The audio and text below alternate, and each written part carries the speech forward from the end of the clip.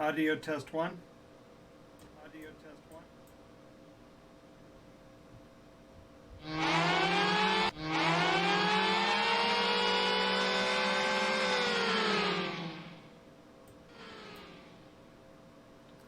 Alrighty.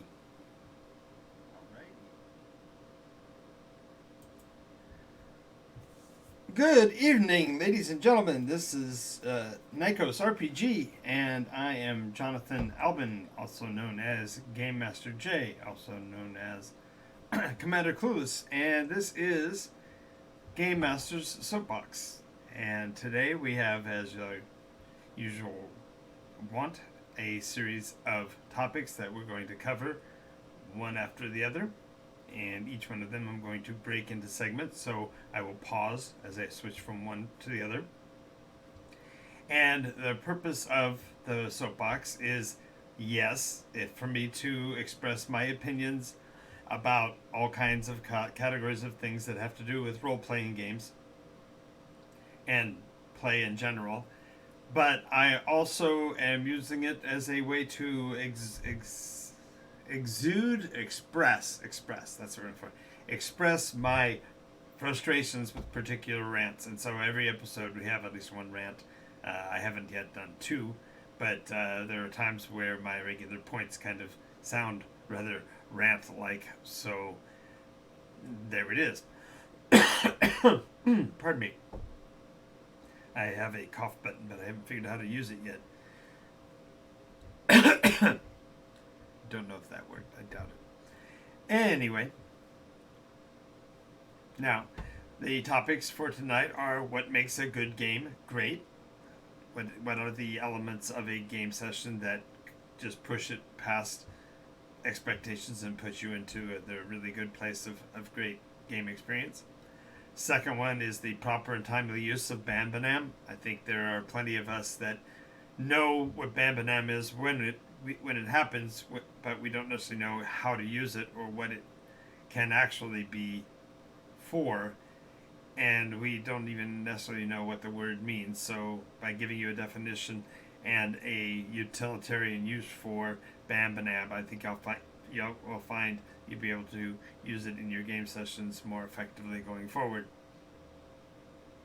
Next is going to be asking, and this is me as a game master, kind of turning back to you guys as a player, what is it that you want from an RPG? I do believe that the question needs to be asked from time to time, and I believe that we as a culture stopped asking that question quite some time ago because we expected that every player coming to the table would have a different one, and I don't believe that's true. I believe that people come for a limited number of things that they want from the games, and unless they express that to the storyteller or the game master, both the game master and themselves will be frustrated with the game's experience and will be having to start all over, so to speak, with a new group. And so we're going to talk about not only what you want, but how you can express that so that it gets fulfilled. The next we're going to talk about is I'm going to do a bit of a retrospective and perhaps an introspective on the first days of role-playing games. I've been a participant and a player and a storyteller for the better part of 50 years, and there are some considerable changes between the way the game was originally created and the way it's played now. And so we're going to kind of look into a sort of a deep dive on what those differences are and how they came to be, and what parts of those should we embrace and what parts of those should we possibly dig out of the graveyard and bring back. So we'll come to that in a bit. And then I'm going to ask yet another question of you, and this one's perhaps a little bit more silly, and I'll be using some overboard cases to prove my point, but the question is, how can you drive a game master crazy? And there's some really good answers and some really bad answers for that question, and so we'll be talking about those. And then near and dear to my heart, of course, is the rants. And in the final section of the show today, we'll be going over some of my biggest pet peeves, and they all have to do with the concept of talking over each other and what that means for our culture, what it means for us as individuals, and what it means for the game sessions that we play. Because if we can't get past the talking over each other, we end up with a play experience that is unhealthy and unsafe in some cases for us all. So that would be those. And then beyond that, things that aren't listed on here, I do want to mention that Gamemaster Soapbox is sponsored in part by Board Game Paradise. That's their logo in the bottom corner over there. Board Game Paradise, the preeminent retail establishment for tabletop games of all sorts in the Redlands, California area.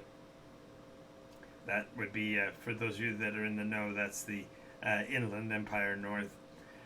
And it's a great little college town, and it's a great little game store, and I run actual physical events there twice a week. So if you are a role play junkie and want to come and play at my table, I run on Mondays and Tuesdays. Mondays you'll want to call for reservations, but generally Tuesdays are an open RPG day, so you could come and blow the store away. If everybody that ever listened to my videos all showed up at once, that would be amazing, and the store owner would probably flip out. But ironically, the guy that owns the store, his name's Rich, he's a great kid. And I say kid because when he learned to play role-play games, it was at my table when he was a teenager. So he's been... I've been familiar with him for all of his adult life and before. And so he's a great store owner. He listens and he's learned a lot, and he's just as the cat's meow. So if you want a great play experience, Mondays and Tuesdays starting at 6 p.m. and playing until about 10 p.m., come and join us. Greatly appreciate having you with us. Now, NycosRPG is a role-play property that was just published in the last few months. As the writer and publisher of it, I can tell you that it's not got wide distribution yet, and I take sole responsibility for that because I am, as in most cases, underfunded. And so if you are familiar with the NycosRPG, and whether you've played or at least are familiar with it, if you want to be actively involved in the project, we do have a Patreon account, and we'd love to have you join us and be a part of that. And becoming a member of the Patreon also provides you with the opportunity to play in our Patreon supporter-only game on Sunday afternoons. So definitely look into the Patreon program, patreon.com/Nykos, for more information.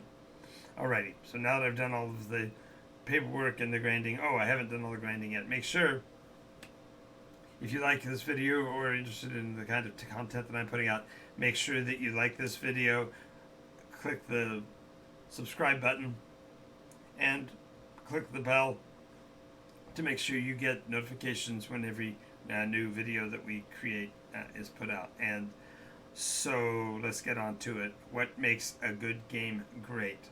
So, game, by definition, is a broad terminology, and you guys are probably familiar with my elemental description of a person-to-person interactive experience with a set of rules, a fixed objective, and a limited time span. Which, of course, means that the term a great game or good game applies to everything of our lives, including our lives themselves, because they are all of limited time. And we definitely are competitive within our frameworks. But what makes a good game great? Well, this term, a great game, refers to the fact that everybody at the table is a winner in a great game.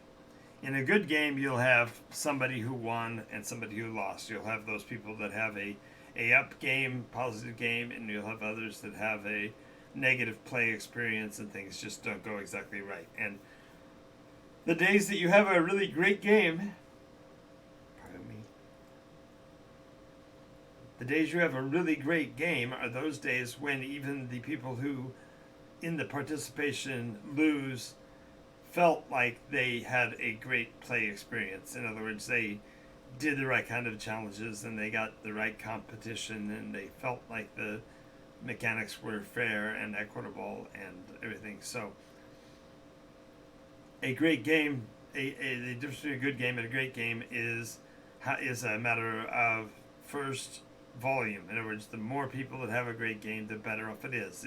If a game is great for one player out of four, that's only sort of great. If it's a great game and all six players enjoyed it, then that's a spectacular game. So that's the first thing. The second of all is that a good game is a game that particularly hits at a particular time. You've had a particularly bad week and things haven't gone your way, and all of a sudden in the game, all of the elements click together and you're making points and scoring and feeling like you're moving ahead and reaching objectives and such. Those are all ways to make a game great. Another thing that makes a good game great is when the amount of enjoyment coming from the game is not dampened by the fact that you're trouncing somebody else. Role-play games don't necessarily have this as much, of course, because the elements that generate points are usually one-sided, and there's not a competitor who's going to steal the points. But nonetheless, the idea of a good game and making it great is that the players are playing within the mechanical rules of the game to make it a more spectacular game. So it's not like a player who is playing a game and decides he's going to cut the corners or change the dynamics or switch a cheat code or whatever. Those are all ways to make a game better, but they don't necessarily make the game better for everyone. And they certainly cause you to feel a loss when you realize that the advantages that you took in the game were not justifiable ones, and therefore you've now sullied your victory celebration. So another thing that makes a good game great is the amount of material in the game that is memorable. In other words, if you can quote line for line some of the things that are said by the players in the game, outstanding. If the players happen to have used movie quotes that were particularly poignant and changed the flow of things because people all of a sudden saw something they didn't see before, awesome. The idea that a good game becomes great is when it is able to be elevated to a memory that is as strong as a physical, personal memory, and so those things make good games great. Finally, the last thing that I think that makes a good game great is when it is a system that it is a situation that is replicable. In other words, if it worked for this group, then the next time you play, you can pick up that same element and make that game feel just as dynamic and exciting. And so, therefore, what makes a good game great is its reproducibility. Because if you can make it fun once, that's great. But if you can make it fun every time, then you're definitely on a winning streak. So, those are the elements that I believe makes a good game great.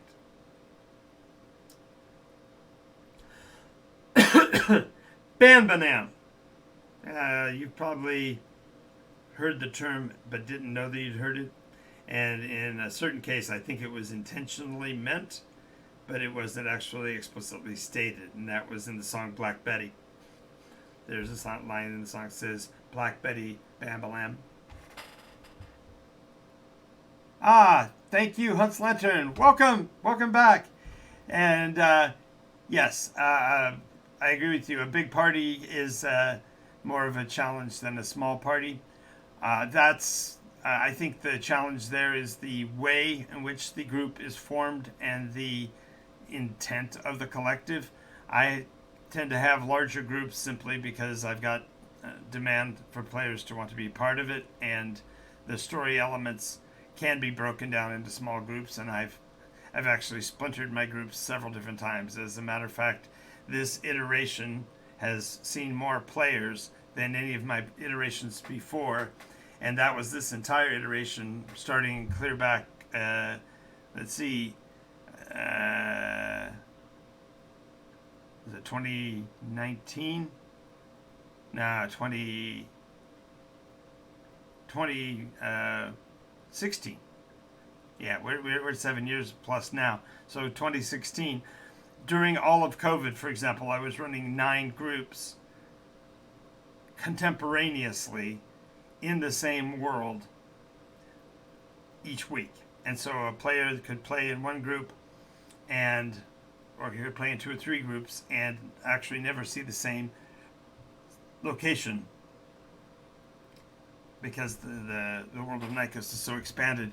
But I did have episodes that were crossovers and such. So the plus and minus of a group, I totally agree with you. A small group has got a nice, tight, concise nature, but the size of the group isn't as important as it is the agreement that everybody's playing the same type of game. So, and I do agree with you on that. So thank you for that, Hans Lantern. All right.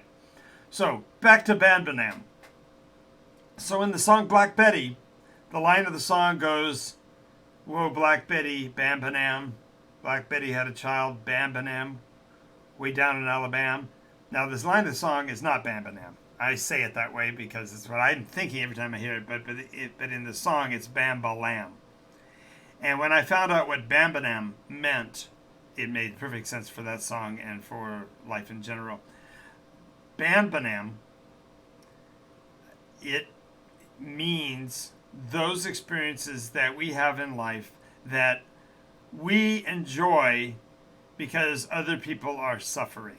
And that sounds horrible, but if you have ever played or watched a game of football and a team that you don't like fumbles and it takes a penalty or somebody is benched or something that causes the other team anguish, that feeling of joy that you feel is Bambanam. Now it's also, there's a term in sociology that is more accepted or more commonly used in place of Bambanam that's called Schadenfreude. And Schadenfreude is a German word that means exactly the same thing, that feeling of goodness we get when we feel that somebody else is feeling something bad. And the proper use of Bambanam is to overcome the bad guy and then feel the bad guy's shame or embarrassment or whatever when their plans don't come to fruition and such. An improper use of Bambanam would be if you're using it when a player makes a mistake. And so I want to mention it as an expression and to actually give particular approach to the very word Bambanam. It's actually a Melanesian word. And I don't even know from what country, Melanesia, I guess, but the Melanesian word is Banbanam. And so some people might say that I'm culturally appropriating, but I'm actually using the best word for the subject because that word means exactly the state that I'm speaking of, which is you are feeling a positive when somebody else is suffering a negative. And there are times when that should happen in a game. When you have successfully set up a plan in the game where the storyteller's villain gets his comeuppance, or the villain's unable to accomplish something because he's become discovered and the other players have done what they can to keep him from profiting from his error. These are examples of Bambanam. And so every time I hear that song, though, Black Betty, that's what I'm hearing is Bambanam. You know, he's talking about how she's had a rough life and stuff. He's like, yeah, but she's going to overcome because she's got a child, she's got her stuff together, and everyone else is, she's a child gone wild.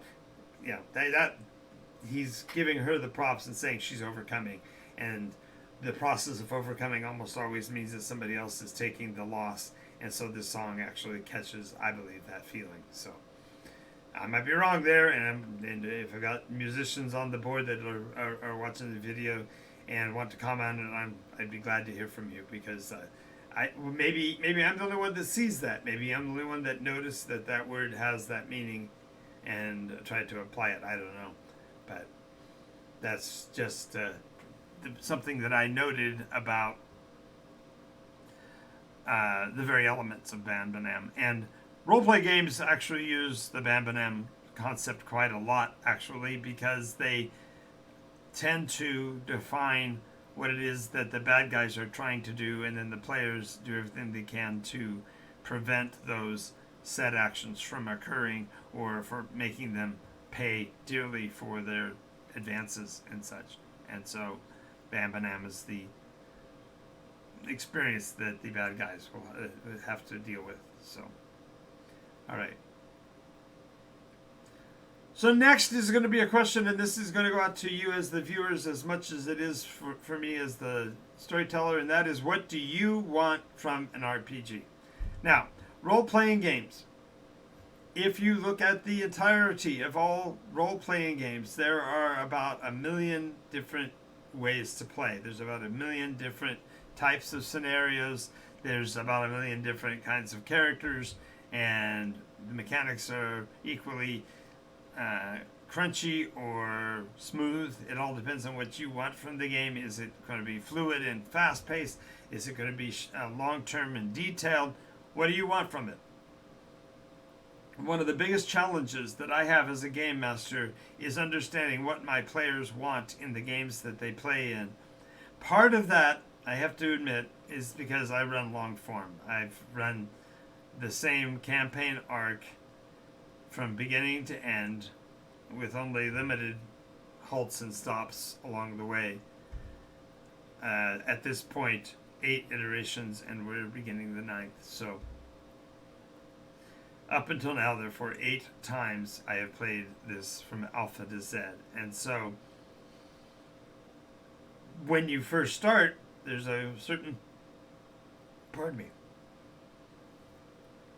there's a certain expectation from each player about what it is they want to get from the experience. Are they looking for great visuals? Are they looking for stunning descriptions? Are they looking for socially interacting dialogue? Are we looking for motion picture quality, mental theatrics? What is it we're trying to derive or get from the game ourselves? Because we know that our delivery to the game is very much static. Whatever we come with in the first part of the session is pretty much what we bring all day long. So then we have to decide, are what we're doing or what we're gathering from the game exactly what we want, and are we providing to the game what we exactly need to get what we want out. So this can be a lot of different categories. Maybe you want lots of combat because you've gotten into your head that experience points are those things that drive the story, and therefore if I want to advance and succeed, I need to be very broad in the number of experience points that I earn so that I can reach out to get the different kinds of skills that I want to make my gameplay more specifically enjoyable as I either win more or score more points or capture more victory locations or whatever. But you have to ask yourself, are you in it? Are you playing the role-play game for escapism? Are you just looking for an outlet? The world itself has a lot of parameters that we place on ourselves in our work environment and in our community and even in our family relationships that prevent us from being able to really break out and exist on our own. We have to... I'm losing my thought. We have to do things in the world that we don't feel like doing, and so by playing in a role-playing game, we get to escape from that. We get to, maybe I can't go running down Main Street and jump over a mailbox, but in the game, I'd love to be able to, vault over the cabs in the street and leap onto windowsills and swing across the Brooklyn Bridge or whatever. These are all one form of desire that comes from the game, which is wish fulfillment. A second category of thought processes that we get into is emulation, and that is we see things happen all the day. We see the the hero cop that stops the bank robber by himself.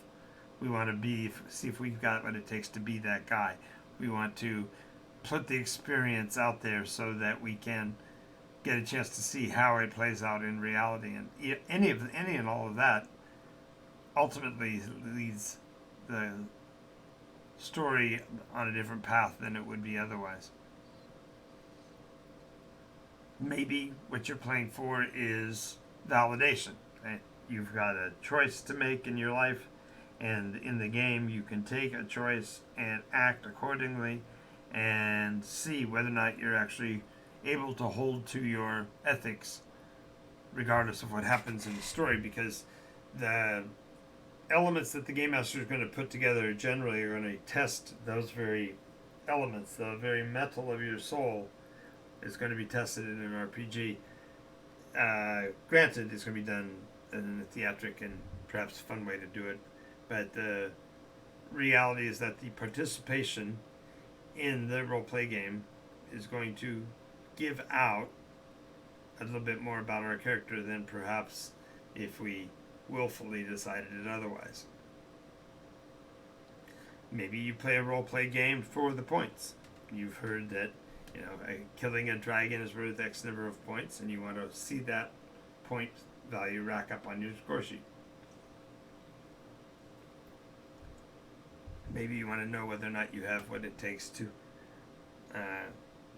steal gold and loot from somebody who is a higher level and more sophisticated than yourself. There's 100 different ways that you could choose to want to play that is not when anybody else is playing. So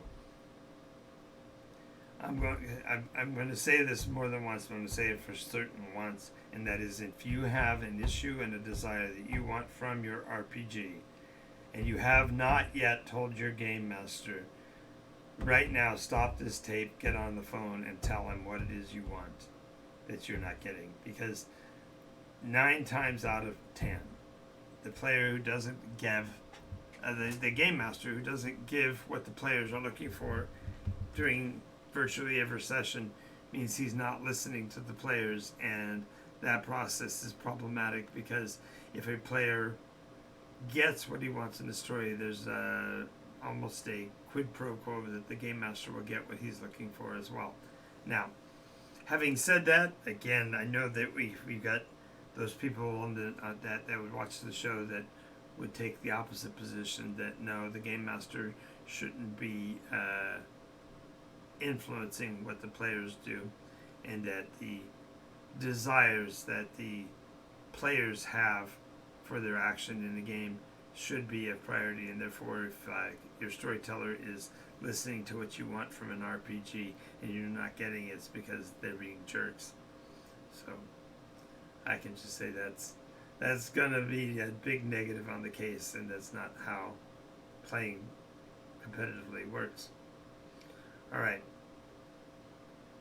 so now we're going to talk about the olden days, and I'm not going to do the accent. I could drop into my Grampy and talk about how things were back in the olden days, and how much we've had to change. But here's the core differences between the first days of role-play games and now. First of all, the rules were so new that whatever it said in the book was pretty much what players did. So you would roll 3d6, and you would play them in the order they were rolled by a mechanic that is known and memorized by anybody who's got any time behind their belts. But it's strength, intelligence, wisdom, dex, con, charisma, and that order had stayed the same all the way through first edition, second edition, and 2.5. It wasn't until third edition that they completely changed the player mechanism, and that was because they were getting ready to sell a new copy and wanted to make sure you bought it. But the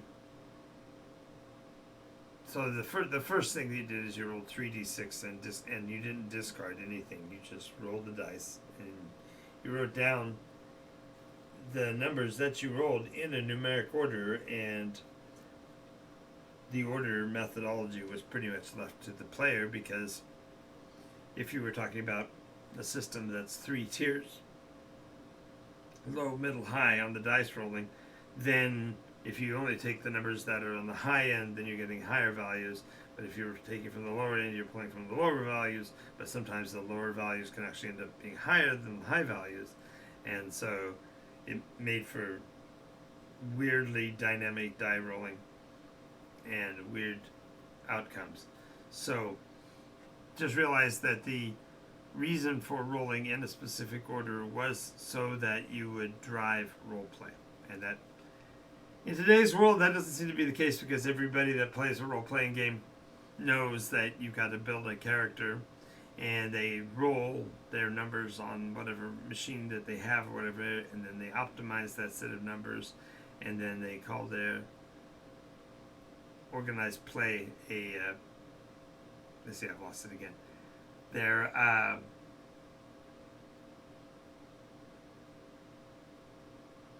wow, I derailed my entire train of thought. So, as my grandfather would say, I'm going to get off the train right here at the what do you want from an RPG, and start down a different track, and in a minute I'll remember where I was, and I'll try to link them back together.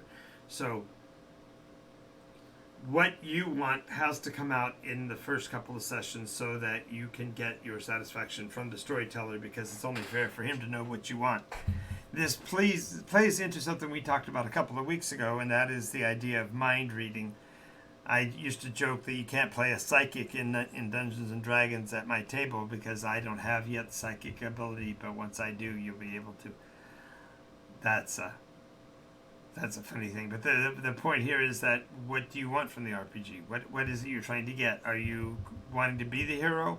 Are you wanting the hero's journey? Are you wanting to play the weak, quiet coward who tends up beating the crap out of everybody at the end of the story? What is it you want? And how do you envision getting there? And what can I, as a storyteller, help you reach that point? So, the next question I have to ask is this. I'm getting ahead of myself. So the other thing that the first days of RPGs did, see, I'm bouncing all over the place. One of the things that the first days of RPGs did was that you were locked into a character class for the duration of that character's life. Your advancement was up a specific chain. Now, later on, they started dealing with multi-classing and dual classing and parallel classing and all of these kind of things. But the point was that the game's mechanism was set up so that when you rolled up the character, when you generated the numbers for them, you were done with the advancement, because you could only thereafter watch the numbers go up as you accomplished the various tasks. And instead, you were constantly working to add new skills, find new ways to bring your character into a conflict that was controlled by the dice or whatever. So those differences. Also, story was much more driven. The game masters, especially the younger novices, didn't have their own properties or their own intellectual property or their own idea of what those would be, but instead they would play off of a module or a story that they'd heard someplace else and hold on to the pieces to make them work together to accomplish the missions. And this also led to the idea of pre-planning not your experience track as it is today, but you instead pre-planned your battle track to make sure that you are not running the risk of being unable to play your particular role because you're having to wait for the story to catch up or whatever. So instead, you simply were able to play the character as defined, and it was so narrowly defined that there wasn't any reason to worry about what really happened in the downtime, what really happened when your character wasn't on the line for a game, etc. So now I'm going to talk a little bit about how can you drive a game master crazy. So this would be a question I would leave to an audience, of which I have one But the question is, what would you do to drive a game master crazy? Well, the first thing you can do to drive a game master crazy is ignore him. I have players in my group on Monday who, granted, they're young. We're talking teenagers, still living at home and all that, and that's okay. But they come to play in a role play game, and yet when you turn to ask them their action, their eyes go blank because they've been staring at their video screen. They haven't been hearing a word of the narrative. They haven't been hearing what the die roll results have been over the last couple of turns, and they're simply not pursuing and keeping up with the story. So being able to throw back to the storyteller that you at least know what's going on is a great way to at least acknowledge that the story is meaningful to you, and therefore you are not actually trying to terrorize your storyteller. Game masters can be driven crazy by simple subroutines that have already shown that the players are driving and the game masters not. The places in the story that depend on the players to have done something or whatever, the players could drive a GM crazy by simply either standing on that point or refusing to act at that point. Because if there's something the players need to do and the game masters suggested all he can suggest, it's up to the players to pick up the ball and run with it. And it's just nerve-wracking to not be able to move forward when the players are waiting on an idea. So other things you can do to drive a game master crazy is roll dice with many shiny pretty sides to them, but roll them in a tray across the table so he can't observe the die rolls, and call the values before the dice also stop rolling, counting the die rolls when you're holding the RPG's dice tray. Just roll when you got it off the table. Those are all things that'll drive a game master crazy. Bouncing dice out of the box, rolling it across the floor, looking to see what its value was so that you could see whether the GM's going to let you count it. Answer is always going to be no. It's not that hard, but the players nonetheless are constantly looking for ways to get at the goat of the game master, and it's just heart-wrenching because you're trying to figure out what it is you can do to fix it. And finally, another thing that can happen to drive a game master crazy is that a player doesn't keep track of how many hit points he's got left, and when another player helps him calculate, it dawns on you both that that player has already been eliminated, that he's already played the character in advance of the story, and he's done. So, all right, and we're down finally to the big one, and that is the rant. And ladies and gentlemen, one of the worst rants is when one player starts to talk to express something, and another player, without any consideration for that first player or even what the conversation is about, begins to go off talking about a completely separate subject, or even the same subject in a different way, in order to draw thunder away from that first player, leave the game master incapable of playing, and to harm the overall story by interrupting. And when we are talking over each other, when we are blathering when we should be listening, it drives me insane. And this doesn't matter whether it's myself as a storyteller trying to read a narrative and trying to create a visual impression of a location to the players, or if it's a player who's expressing his opinion about what could be done given a situation that might happen if only he hadn't been able to not play because he was in the first story of players before that. It's just so rude. It's I believe it's a contributing factor to the dissonance in our society, that everyone is so busy worrying about what they're going to say in their next opportunity at the microphone that nobody stopped to look at it and say, what is it that is dynamic and important, and maybe I'll step out of the way and let somebody else say it. So how does one stop talking over each other? Well, the first thing is to actually listen. And as my grandfather would say, you have 2 ears and 1 mouth. You should be doing exactly twice as much listening as you are talking. And of course, just saying that itself leads to some people getting frustrated because they're not hearing and they're thinking that you're insulting them for having an opinion. And that's not what I'm saying at all.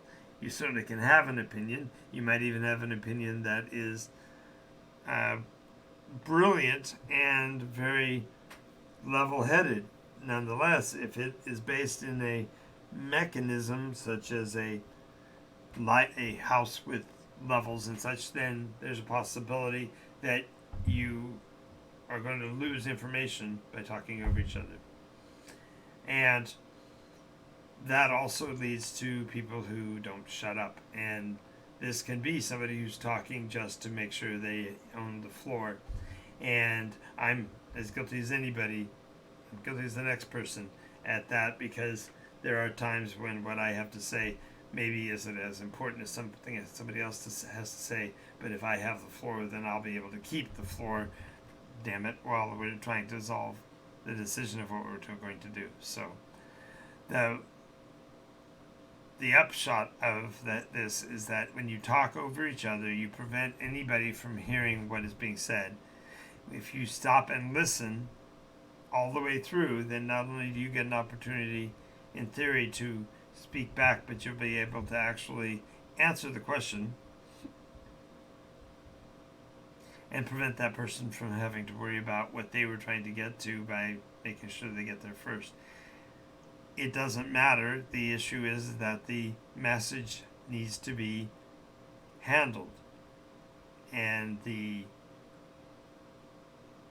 person that is speaking has the floor until such time as he doesn't anymore. So the benefit of not talking over each other is you get the same amount of time in theory, because everyone will be giving everybody the same consideration, and it's only when you take away that consideration that you have the kind of problems that the game has. So, well, I've gone through the list of what I wanted to say tonight. I know I'm a little bit earlier than my usual time, but if you have any questions or comments or things you'd like to add, feel free to include them. If you like what you're seeing in the videos, make sure you like and follow this channel. If you are a viewer on YouTube, make sure you subscribe to the channel and click the videos if you like them, because it definitely helps the algorithm.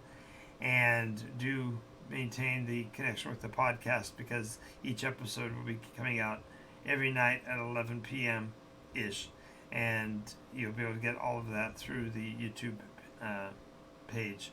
So as I get ready to get out of here, I want to thank you all for your participation. I want to thank Hunt's Lantern in particular for his posts. I greatly appreciate that. I thank Board Games Paradise for their support, and I thank all of the players in my live games on Mondays and Tuesdays for keeping up the good work on keeping the Nycos story moving forward. This is Jonathan Albin, the Game Market Guru, also the Gamemaster J, and Commander Hoovis, saying so long for tonight. Talk to you soon.